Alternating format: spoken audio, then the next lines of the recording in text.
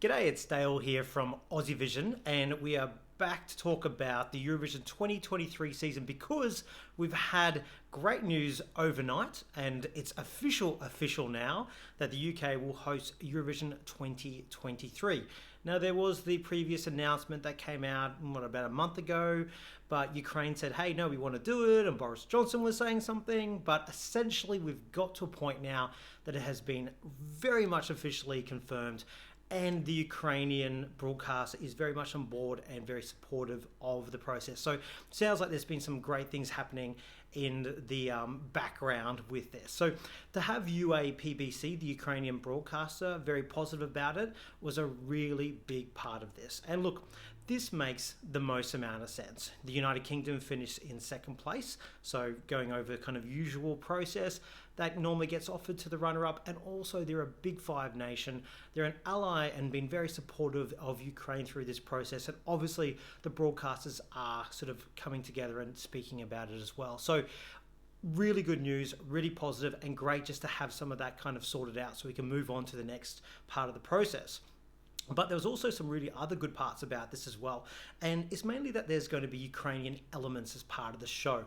I think everyone wants to see that. It was their victory. There's the only reason they can't is because of the conflict we all know about. And for them to still be part of the show is really important. As Sam Ryder, the UK representative, said, it's their party. We're just having it at our house. We're just hosting it there. So it's a really good attitude to take into it as well.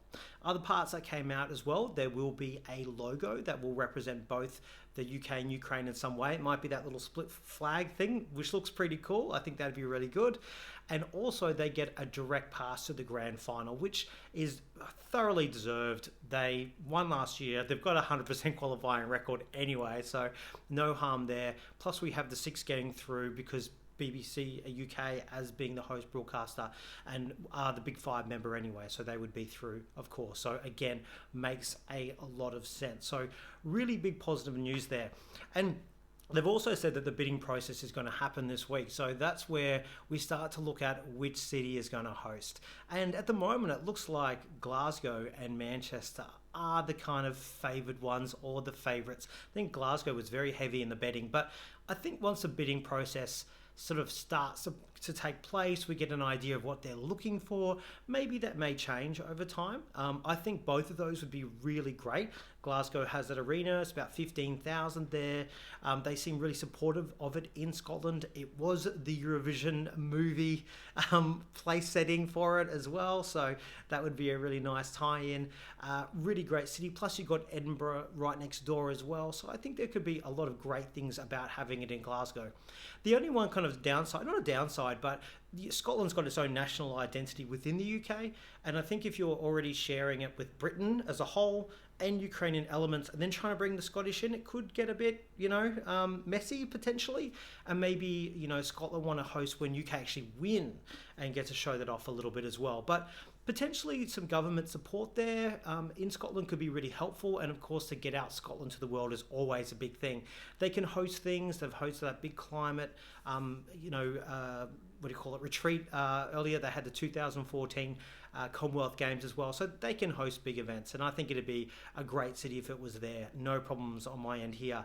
Manchester's the other one. Now, look, BBC are kind of located virtually in Manchester as well. They haven't had the contest before.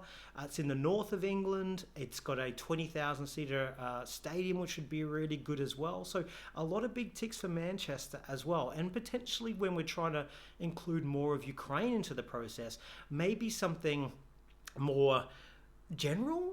I don't think Manchester's generic, but maybe it's the kind of a nice neutral ground of things where it could kind of work a lot better and make a lot more sense there as well. There's a whole bunch of other cities that are put in, from Bristol to Leeds to London to Birmingham to loads of others. And again, until we know part of this bidding process, I think we have to just be careful about jumping to the gun of those two favourites about what's happening. You've got to take into account as well that the BBC are suffering some financial difficulties. They're making a loss. There's been some big cuts. So I think the support of corporates, maybe potentially government, like local governments, etc., could be really important about the host city bid, as well as things like availability of stadiums.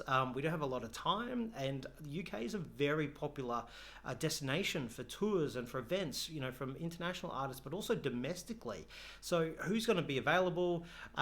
Who's going to maybe stump up some costs? And also, what city has the right accommodation? How can they get transport links within there as well? Most are very good, but like international airports, getting in there, lots of accommodation. And I think what's going to be really important is to have a space that's going to work for fans, because this is going to be a very popular Eurovision. Not many people are going to get tickets. And so if you can still go and have a great event on the ground, I think that would be terrific as well. I think that's going to be a really important part to play in it to make it really work. So let's look at some of those negatives. I've always wanted UK to host. I love UK. I lived there for a long time, but I've always been concerned that it's going to be so expensive, so hard to get accommodation, so hard to get tickets. And that's just because people are passionate about it. Like, it's very hard sometimes to get tickets to regular things. Like, think about trying to go to a Wimbledon final where you've probably got 10 to 12, 14,000, not sure, centre court at Wimbledon fits in. That's really hard. That's how hard it's going to be to go to Eurovision, probably harder. Like, the UK are a huge nation that are very passionate about their events, and so this is going to be tricky. Everyone kind of will want to go to the UK. I think we'll see more Australians than ever travel over to the UK. Many of us go there anyway. It's an English-speaking country.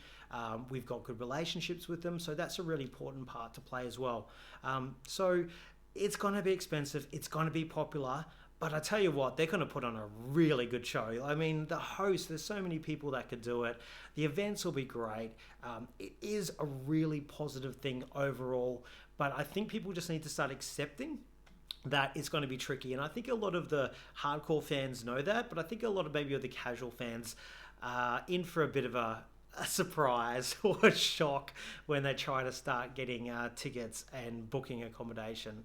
I think a lot of people have booked out everything in the UK possible over the entire thing of May already, so it is going to be very, very tricky indeed. I think, look, I'll stay in someone's Florida sleeping bag at this point. I don't care.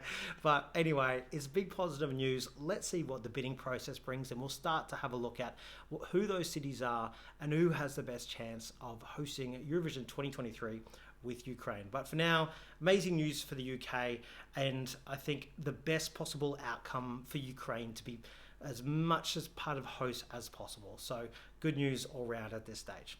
All right, until more news comes, we'll see you soon.